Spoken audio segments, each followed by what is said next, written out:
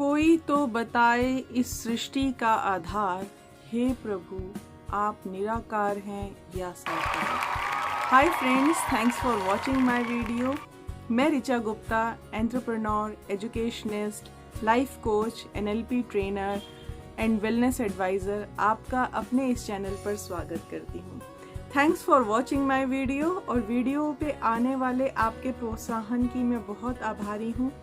आपके आ रहे सवालों से मुझे खुशी है कि सब में अवेयरनेस आ रही है कि ये लॉ ऑफ अट्रैक्शन क्या होता है, या हम अपनी लाइफ कैसे डिज़ाइन कर सकते हैं या रीडिज़ाइन कर सकते हैं, ये सब कॉन्शियस रीइम्प्रिंटिंग क्या है।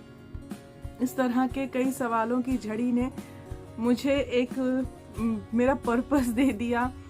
मैं लॉ ऑफ अट्रैक्शन को पिछले 4 से 5 साल से प्रैक्टिस कर रही हूँ, लेकिन यकीन मानिएगा जब मैंने प्रैक्टिस करना शुरू किया था तो ये सुपरफिशियली था। उस टाइम 2 या 4 चीज़ें ऐसी रही होंगी जो मैंने चाही होंगी, और 4 से 5 साल की मेरी जर्नी का अपना एक्सपीरियंस है। मैं 80 से 90% वो सब अट्रैक्ट कर पाई जो मैंने चाहा या जो मैंने लिखा। लेकिन जैसे जैसे मैं इसकी गहराई में उतरती चली गई, मुझे इसकी एक आदत सी लगने लगी और मुझे ऐसे लगने लगा कि मतलब और क्या है, और क्या है। सीकर जिसे कहते हैं वो मेरी मतलब मेरी अंदर की वो बढ़ती चली गई और मैंने इसमें बहुत कुछ ढूंढना शुरू किया।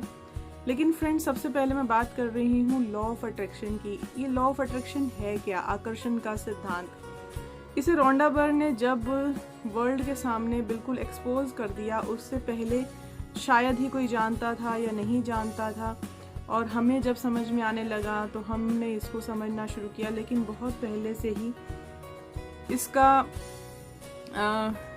जो डिस्क्राइब है वो हमारे धर्म ग्रंथों में भी मिलता है, और साइंस के साइंटिफिक तौर पे भी इसको डिफाइन करा हुआ मिलता है। सो ऐसा क्या है कि जिसे हम ये कहें कि धर्म ग्रंथ भी मान रहे हैं और साइंस भी मान रहा है? क्या ये वाकई एग्जिस्ट करता है? अगर एग्जिस्ट करता है तो ये है क्या? तो इसे जैसे मैंने अपने लिए सिंपल बनाने के लिए समझा था, वही मैं आपको बताने जा रही हूँ कि मैंने कैसे इसको मतलब ले लिया जिससे मुझे चीज़ें समझने में आसानी हो जाए। जो मैंने अपने हिसाब से समझा था, मैं उसे आज आपके सामने रख रही हूँ। जब मुझे समझ में आई थी ये बात, हम सब ने मोबाइल देखा है, कंप्यूटर देखा है, ठीक है। हम उसके अंदर बनाई जाने वाली मेमोरी, स्पेस, इन सब चीज़ों से वाकिफ़ हैं। आज अगर ये कहा जाए कि कोई किसी की एजुकेशन बहुत कम है, तो भी उसे ये पता रहता है कि मुझे कितने GB का मोबाइल चाहिए, कितनी मेमोरी स्पेस चाहिए, कितनी रैम चाहिए, ये सब सबको पता है, ठीक है। और यही चीज़ हम जान के जानने के बाद दूसरों से भी एडवाइस लेते हैं कि मुझे ये कंप्यूटर चाहिए, ये हार्ड डिस्क चाहिए, ये मेमोरी चाहिए, ये स्पेस चाहिए, ऐसा चाहिए, वैसा चाहिए। सो जब यूनिवर्स ने हमें बनाया तो हमें जो सेल्स दिए, न्यूरॉन्स दिए, वो 80 ट्रिलियंस के अप्रॉक्स थे। ऊपर नीचे बढ़ते रहे, वो एक अलग वो है, मैं बिल्कुल आंकड़े पे नहीं जाऊंगी, लेकिन 80 ट्रिलियन अपने आप में एक आंकड़ा है। और इसके बाद उसी के साथ हमारे एक न्यूरॉन की 80 ट्रिलियंस हमारे पास न्यूरॉन्स हैं, और एक न्यूरॉन की जो मेमोरी है वो 80 to 80 GB है, ठीक है। अब आप सोचें कि हमारे पास स्पेस कितना है।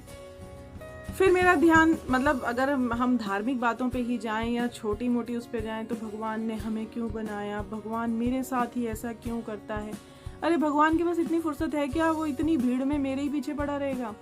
सो मेरा कनेक्शन उसके साथ में कैसे बना है, उसको मैंने लॉ ऑफ अट्रैक्शन में आने के बाद एक नई परिभाषा दी।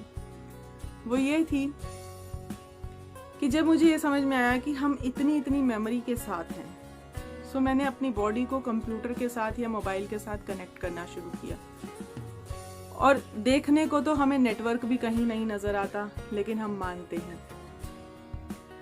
और जब हम कॉल लगाते हैं, अगर नंबर ठीक नहीं डायल किया, तो जहां आपकी डिजायर्ड वो है जहाँ पर आप कॉल लगाना चाहते हैं, आपका नंबर नहीं लगेगा। और अगर नेटवर्क बिजी है तो भी नंबर नहीं लगेगा। सेम हमारे साथ है।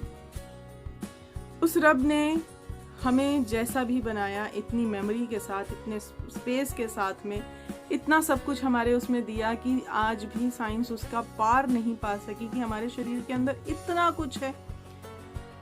और उसी के साथ हमें कनेक्शन के लिए उन्होंने, जो यूनिवर्स ने हमें एक ब्रेन भी दिया। उस ब्रेन के पास कितनी पावर्स दे दी। आज आपके पास पास्ट की सारी मेमोरीज, अगर मैं बोलूं कि 5 अच्छी बातें अपनी ज़िंदगी की याद कीजिए। जब आपने डांस किया था तो देखिए आपको 5 बातों में कुछ बातें तो उभर के याद आ गई, वो पल भी याद आ गया होगा, और शायद अपनी वो ड्रेस भी याद आ गई जिस पल में आपने डांस कर रहे थे या आप कैसे लग रहे थे। आपको वो मोमेंट सारे एकदम से याद आने लगे। और मेरी ये बात करते करते 1 से 1.5 मिनट भी अभी मैंने पूरा नहीं लिया। आपको अपना सबसे खूबसूरत मोमेंट, जिसमें आपने सबसे खूबसूरती से अपनी परफॉर्मेंस दी हो या मना किया हो, किसी ने आपको डांस के लिए बड़ा जिद किया और आपने वहाँ मना किया या नखरा दिखाया, वो भी आपको याद आ गया होगा। तो ये मेमोरी कहाँ है? कहीं तो है। और अगर मैं बोलूँ कि कुछ ऐसी घटना जिससे आपको दर्द होता हो, याद कीजिए, देर नहीं लगेगी फ्रेंड्स, वो भी उभर के आ गई। सो ये मेमोरीज अगर हमारे पास हैं तो हम मिरेकुलसली हम डिज़ाइन किए गए हैं। तो यूनिवर्स सबसे पहले तो हमारे अंदर ही है, जिसको हम अभी तक पार नहीं पा पाए हैं। तो हम बाहर क्या ढूंढेंगे, पहले हमें अंदर ही ढूंढना है। और अगर हम अंदर की बात करते हैं ना, तो हमें लगता है हम सत्संग कर रहे हैं, लेकिन देखा जाए तो साइंस भी आज अंदर ही ढूंढ रहा है कि इतना कुछ कैसे है, ये सब कैसे होता है। क्या कभी आपने सोचा आप किसी के बारे में सोच रहे थे और उसका कॉल आ गया? होता है ना ऐसा। या कभी कभी ऐसा होता है कि जिसके बारे में हम रात को सोच के सोए थे, सुबह उठते साथ ही उसका कोई मैसेज हमारे मोबाइल पर था। बहुत बार ऐसा होता है। ये सब क्या है?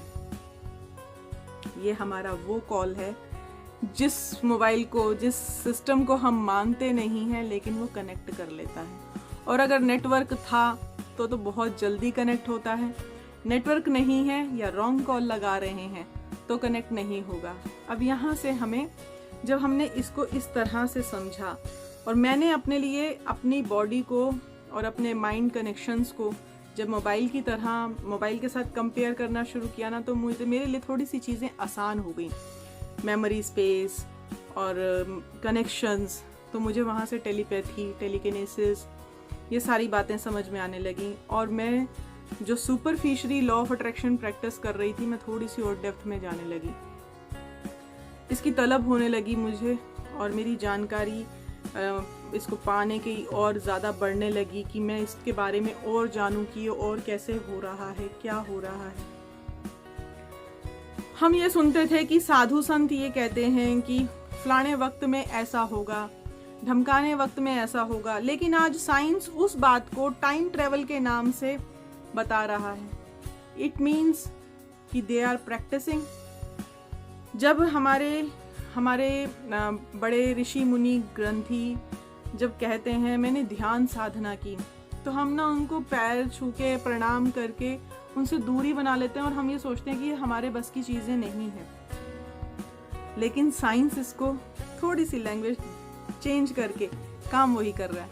जी, हम ब्रीदिंग टेक्निक्स, ब्रीदिंग प्रैक्टिसेस ये सब करते हैं, ठीक है, सबकॉन्शियसली हम इस पे काम कर रहे हैं।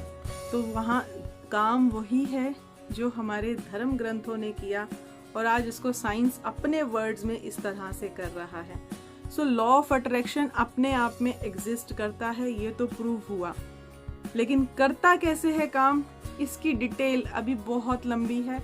और सवालों के जवाब जितने मेरे पास आते जाएं मुझे बहुत अच्छा लगेगा।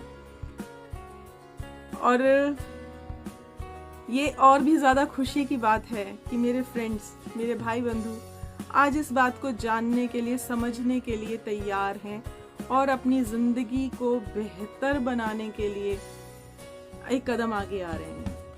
मैं अगली वीडियो में फिर आपसे मिलती हूँ। Till then stay safe, stay happy. Thank you, thank you, thank you. Good luck.